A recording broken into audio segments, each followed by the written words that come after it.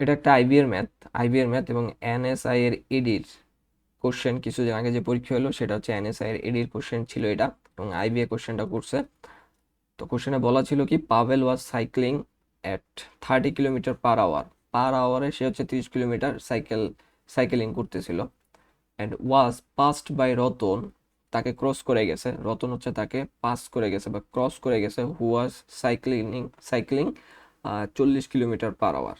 40 kilometre per hour স্বাভাবিক, পাভেলের গতিটা একটু কম আর রতনের গতিটা একটু বেশি, তো পাভেলকে পাস করে যাবে রতন, এটাই স্বাভাবিক। If Ratan cycle for C minutes at his speed, if Ratan cycle for C minute, IBA কত দুষ্টু, এখানে একটা নিউমেরিক্যাল সংখ্যা দিয়ে দিলে জিনিসটা আমাদের জন্য একটু ইজি হইতো, কিন্তু এখানে একটা C minute দিয়ে দিছে, একটা ভ্যারিয়েবল ধরাই দিছে। If Ratan cycles for C minute at his speed, তার স্পিডে সে যদি C minute সাইক্লিং করে, অ্যান্ড দেন স্টপ, সে যদি স্টপ হয়ে যায়, how long in minutes will it take for Pavel to reach him, পাভেলের কত মিনিট সময় লাগবে তাকে ধরতে। তো আমরা যদি একটু আহ, শুরুতে হচ্ছে গিয়ে রতনেরটা দিয়ে যদি একটু সলভ করার চেষ্টা করি।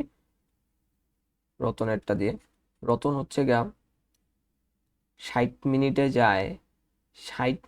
যায়, 40 কিলোমিটার, বা 1 ঘন্টায়, পার আওয়ার বলছে, তার মানে 1 আওয়ারে যায় কত কিলোমিটার, 40 কিলোমিটার।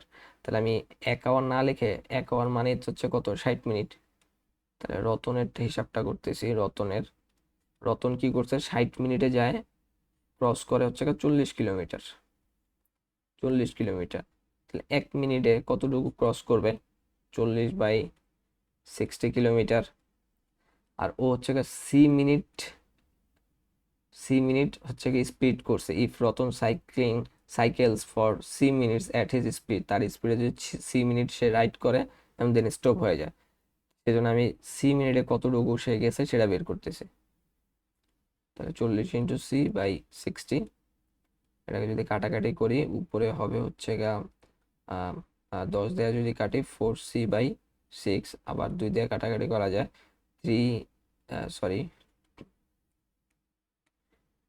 2C/3 kilometre.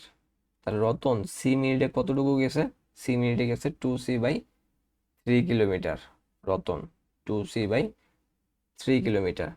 এখন আমি যদি পাবেলেরটা পাবেলের হিসাবটা করতে যাই, পাবেল কি করছিল, পাবেল হচ্ছে গা 1 ঘন্টায় বা 60 মিনিটে যায় কত কিলোমিটার, 30 কিলোমিটার। পাবেলের কি জানতে চাইছে, পাবেলের এই যে এত কিলোমিটার যাইতে পাবেলের কত মিনিট লাগবে, হাউ লং ইন মিনিট, পাবেলের কত মিনিট লাগবে এই যে এত কিলোমিটার যাইতে, সেটাই আমরা হচ্ছে গিয়ে বের করবো এখন।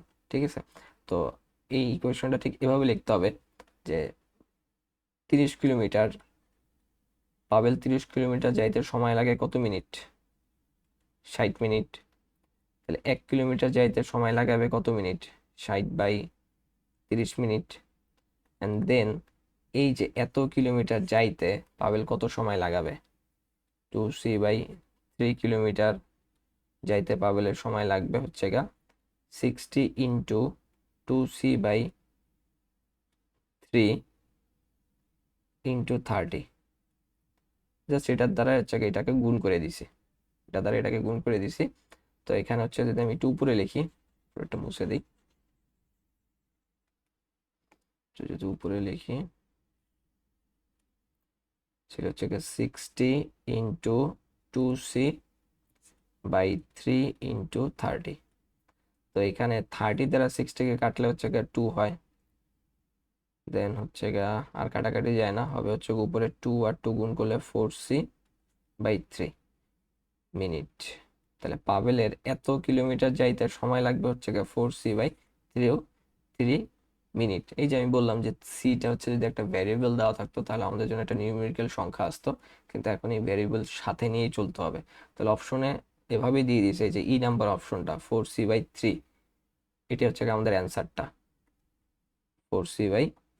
তো অ্যান্সারগুলো একটু খেয়াল রাখতে হবে, আমাদের অ্যান্সারগুলা কি প্যাটার্নে দেওয়া আছে ওই প্যাটার্নে হচ্ছে আমাদেরকে বের করতে হবে। আইবি এর ম্যাথ একটু বড় হবে, প্র্যাকটিস করতে হবে, যত বেশি তাড়াতাড়ি সলভ করে নেওয়া যায়। এখানে দুইটা ঐকিক নিয়ম তারা সলভ করছি।